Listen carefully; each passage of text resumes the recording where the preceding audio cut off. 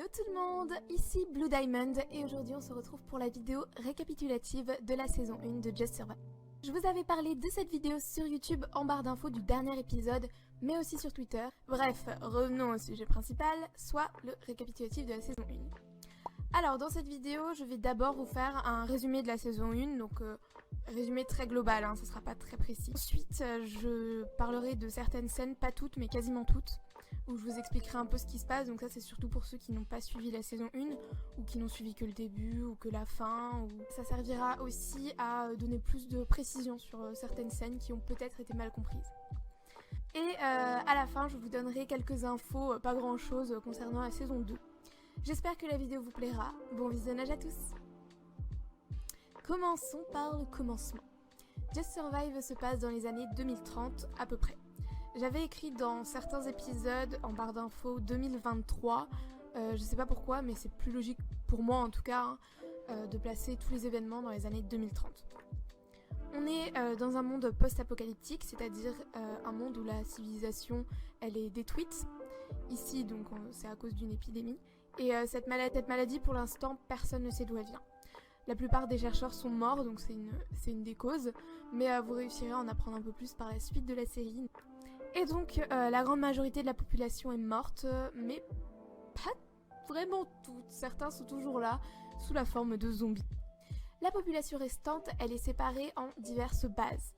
Donna, elle en parle dans l'épisode 7 à Akean et Tricia. Ce sont des lieux qui sont très fermés, qui tuent en fait pour le moindre problème, mais néanmoins ce sont des lieux qui sont très sûrs en ce qui concerne l'infection. Puisqu'en fait les infectés sont tués quasi immédiatement par les patrouilles, et ça en fait ça va causer le fait de tuer des personnes qui sont pas forcément infectées. En fait dès qu'ils ont un doute, ils tuent. Certaines bases sont quand même moins strictes que d'autres, en fait tout dépend des personnes à leur tête, mais globalement ça se ressemble vachement sur le système de fonctionnement. Et donc ceux qui ne veulent pas être dans des bases, en fait ils forment des groupes à part, ou pas d'ailleurs, certains sont seuls, et vivent dans des maisons abandonnées en survivant grâce à la nourriture trouvable dans les endroits abandonnés type supermarché. Dans Just Survive, nous suivons Akean, qui est le personnage principal de la série. Elle fait partie d'un groupe dont le chef est Luke, et donc on va suivre les aventures de ce groupe face à ce monde en fait qui est complètement transformé par l'épidémie. Et dans cette série, en fait, ce que je veux montrer avant tout, plus que le sang, plus que les infectés, c'est les relations humaines et les sentiments qui changent face à une telle situation.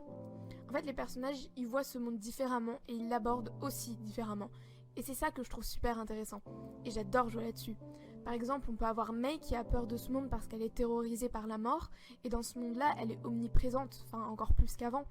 Et ça lui fait très peur, contrairement par exemple à Tricia ou Blade. Et chaque personnage a une manière de penser différente et ça sera encore plus abouti dans la saison 2. J'espère que ce petit résumé vous aura permis déjà de comprendre un peu mieux le contexte de la série. Donc je vais pouvoir passer aux scènes. On commence avec le trailer. Alors on voit Akean qui a des souvenirs de son enfance. Donc ça c'est quand elle avait 5-6 ans. En fait elle se souvient de la mort de son père, qui a été tué par son oncle, qui s'appelle Josh, parce qu'il était infecté. Je peux pas vraiment vous en dire plus pour l'instant. C'est un sujet qui, encore une fois, sera abordé par la suite de la série. À la fin du trailer, Colin vient voir Akean pour lui dire que Luke veut leur parler. Et en fait, ça va être la transition entre le trailer et l'épisode 1, qui démarre avec la discussion Akean, Luke, Colin. C'est pas une scène qui est très intéressante, donc j'ai rien à dire dessus, à part que la manière dont j'ai amené le fait que Colin aimait Blade était un peu ridicule et très mauvaise. Mais soit. Ensuite on a droit à un magnifique générique. Et puis on découvre Adrian, donc c'est le frère de Colin. Il est plus vieux d'1 an. Encore une fois c'est une scène meuble complètement inutile. Ensuite une scène entre Blade et Colin. Alors ça va me permettre de faire un point sur la manière dont agit Blade avec Colin.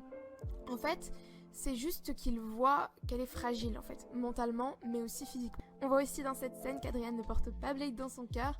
Et ça, c'est juste parce que il ne supporte pas la manière qu'il a de se comporter avec sa sœur. Puis, on a une scène entre Olia et Phoenix où on apprend que Feardways a disparu depuis plus de 2 semaines. Les raisons de son départ, j'en parlerai dans un épisode bonus. Il y en aura plusieurs comme ça qui parleront surtout du passé des personnes, de choses qu'ils ont vécues, etc. Ensuite, scène inutile entre Ryan et Naomi et scène finale où on comprend que Luke et Olia se sont embrassés. Mais que Luke ne veut pas s'engager dans une relation, donc il y a un peu un froid entre eux. Dans l'épisode 2, la première scène nous montre une animosité incroyable entre Blade et Tricia. Ils ne se supportent pas. Ça c'est dû au fait qu'ils ont un caractère qui est certes semblable, mais Tricia en fait elle est beaucoup plus froide que Blade. Et lui ne supporte pas ça parce que du coup elle s'adresse très, très froidement avec lui et ça depuis le début et ça ne lui plaît pas. Et comme lui il a tendance à se faire son avis sur les gens dès le début et ne pas le changer, et ben forcément ça n'a pas mis une très bonne relation entre eux. C'est Olia qui réussit à calmer les tensions, donc ça c'est dû au fait qu'elle est le médecin du groupe. On apprend par la suite que Ryan trompe Naomi avec Lune. La Fear-Dweise rentre au camp suivi d'une horde d'infectés, donc le groupe il est forcé de partir. Ils vont trouver une maison au bout de plusieurs heures de marche et c'est dans cette maison qu'ils resteront jusqu'à la fin de la saison 1. Ils y trouvent de la nourriture mais aussi une pièce assez étrange. Alors j'ai pas mal de choses à dire sur cette pièce. Elle est remplie de miroirs, de poupées je crois, un crâne, mais surtout il y a un cadavre au centre. Je vous avoue que cette pièce n'a aucun sens. J'avais quelques idées, parce qu'il faut savoir que j'écris pas mes épisodes à l'avance, donc j'avais des idées comme ça. En fait je tourne parce que je sais quelle scène je vais avoir avec tel personnage et rapidement de quoi ils vont parler.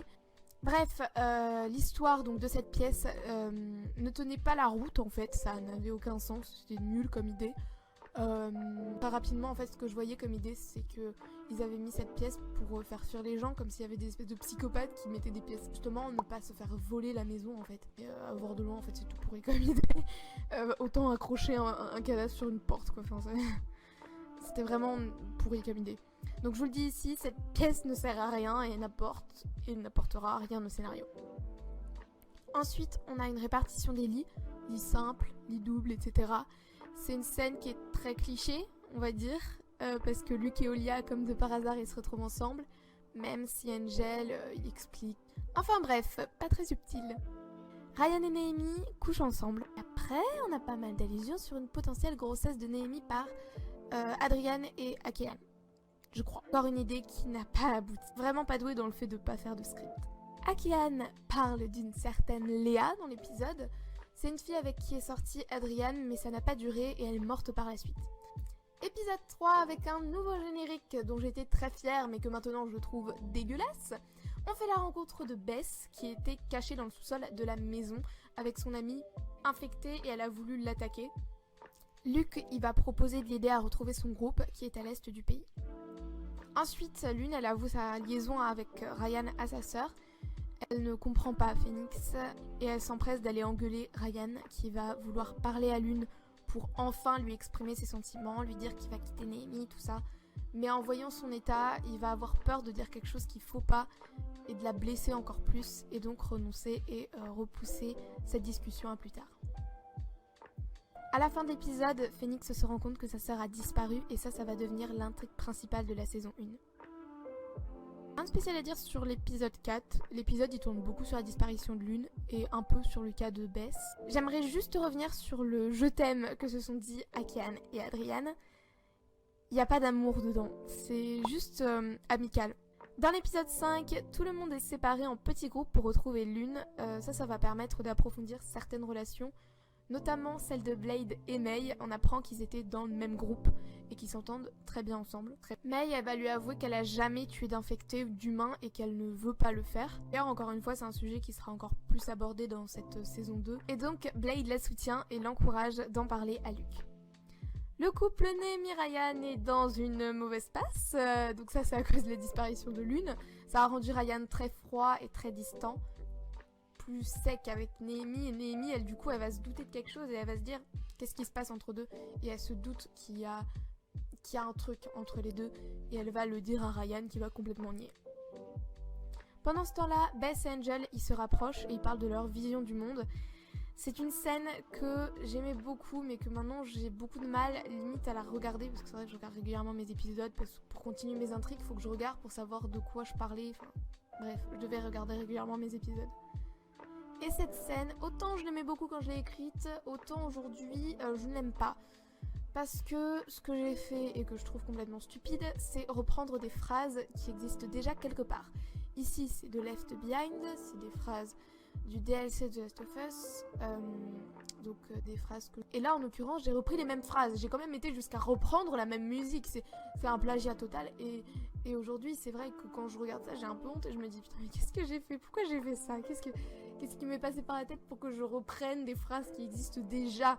Le pire c'est que je me souviens avoir été regarder le jeu pour justement réécrire les mêmes phrases, enfin il faut pas chercher, c'est un truc que je regrette et que je ne referai plus d'utiliser des phrases qui existent déjà, du moins pas autant, parce que des fois autant tu te dis cette phrase là elle sonne parfaitement et j'ai pas d'autre moyen de l'écrire que comme ça donc je l'écris, mais là à la fin de l'épisode on rencontre Donna et Nathan qui ont recueilli Lune et donc vont mener Phoenix, Tricia et Akean jusqu'à leur base où leur amie Dilara les attend avec Lune. Épisode 6 on a une évolution de la relation Olia-Luke, mais leur conversation elle est entendue par Néhémie qui va en profiter pour faire du chantage à Olia pour elle avoir des informations sur la relation qu'entretient Ryan avec Lune. Malheureusement, Olia ne sait rien là-dessus, du moins pas à ce moment-là. Colleen, quant à elle, elle apprend à se battre aux côtés de Blade qui a accepté de l'aider et qui réussit à la faire s'assumer un peu plus. Angel et Bess deviennent amies et passent beaucoup plus de temps ensemble, on le voit. Avant-dernier épisode qui est concentré sur le groupe de Tricia, Akean, Phoenix, Nathan et Donna. À la fin, ils finissent par arriver au camp pour retrouver Lune. Je pense pas avoir plus de choses à préciser parce que je crois que l'épisode était assez clair, à part peut-être le fait que Donna était lesbienne. Je sais pas si c'était clair quand elle l'a dit, donc au cas où, je le redis. Et sinon, s'il y a des choses qui n'étaient pas claires, n'hésitez pas à me poser vos questions en commentaire, j'y répondrai, bien sûr. Et pour finir, le dernier épisode, il se passe tout plein de choses. Luke, déjà, il accepte ses sentiments pour Olia. C'est bien qu'il se passe des trucs un petit peu sympas, parce qu'il se passe que de la merde dans ce dernier épisode, donc faut bien qu'il se passe des trucs sympas. Hein. Ryan, lui, il se confie sur ses sentiments pour Lune à Olia, donc on sait qu'il était réellement tombé amoureux d'elle, mais c'est pas le seul à confier ses sentiments à quelqu'un. Adrian aussi, il confie ses sentiments entre guillemets, hein, entre énormes guillemets, hein, faut prendre ça avec des pincettes, à Feardways. Parce que c'est plus elle qui lui tire les verres du nez et lui qui dit non, c'est pas vrai, mais... Enfin, je pense que tout le monde a deviné que si, il avait un faible pour Akean. Et... Bon, depuis Colleen, elle va essayer de parler à Adrian en essayant de savoir, de l'aider, parce qu'elle aime pas voir son frère comme ça. Mais ça va être un gros fail, hein, puisque Adrian ne se sent pas de parler à sa sœur. Il ne veut pas se montrer faible devant sa sœur. Et deux scènes que j'aime énormément, les scènes entre Ryan et Néhémie, j'adore ces scènes, surtout la deuxième. Mais j'adore, voilà. C'est probablement mes scènes préférées de toute la saison 1 de Just Survive. J'aime énormément, j'ai adoré écrire la deuxième scène. Bref, Ryan il quitte Néhémie. Dans sa tête, c'est que Lune, elle va rentrer. Dans sa tête, Lune va rentrer. Et elle se dit, elle va rentrer et je vais voir Ryan et Lune ensemble, heureux, tout le temps. Tous les jours, je vais les voir heureux. Et moi, je vais être à côté et je vais les regarder et je vais rien pouvoir faire. Et je vais juste devoir les regarder s'aimer.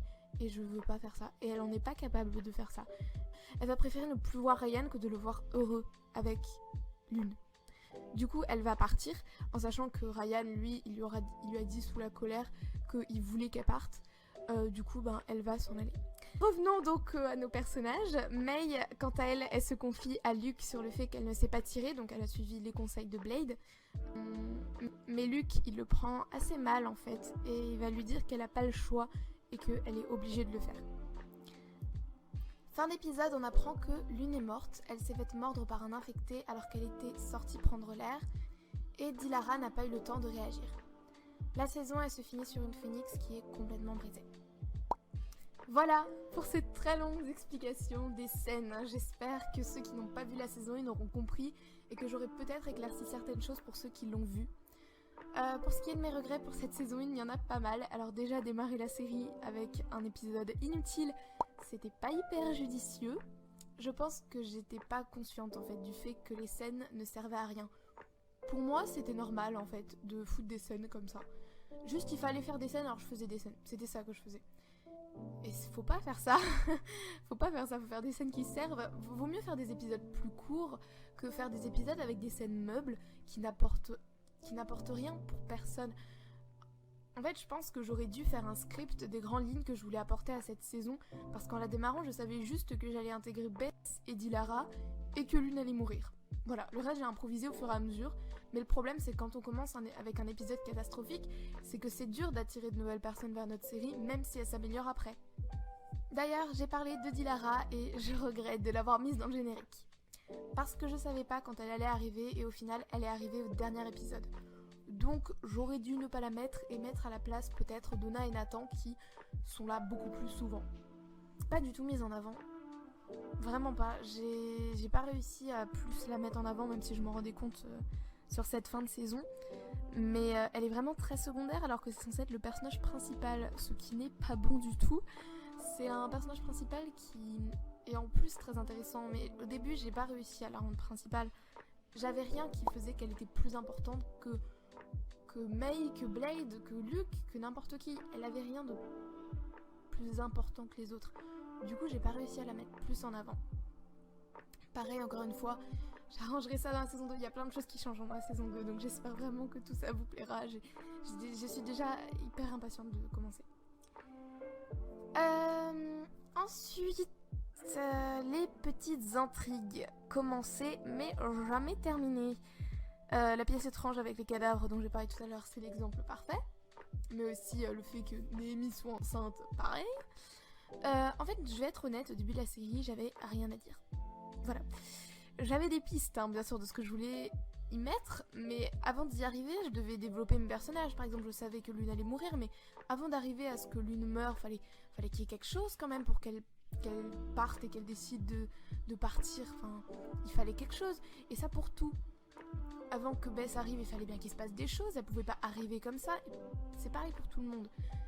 Et j'y arrivais pas. Ce qui explique les scènes meublées inutiles. Et enfin, la qualité. Alors je sais que ça c'est dû au temps et qu'on s'améliore justement avec le temps, mais quand j'ai fait les relookings pour la saison 2, j'ai vraiment eu du mal à me dire que je trouvais ces personnages beaux à un moment. Et puis même dans l'épisode 1, je mettais des paragraphes de texte énormes qui prenaient tout l'écran, enfin c'était horrible.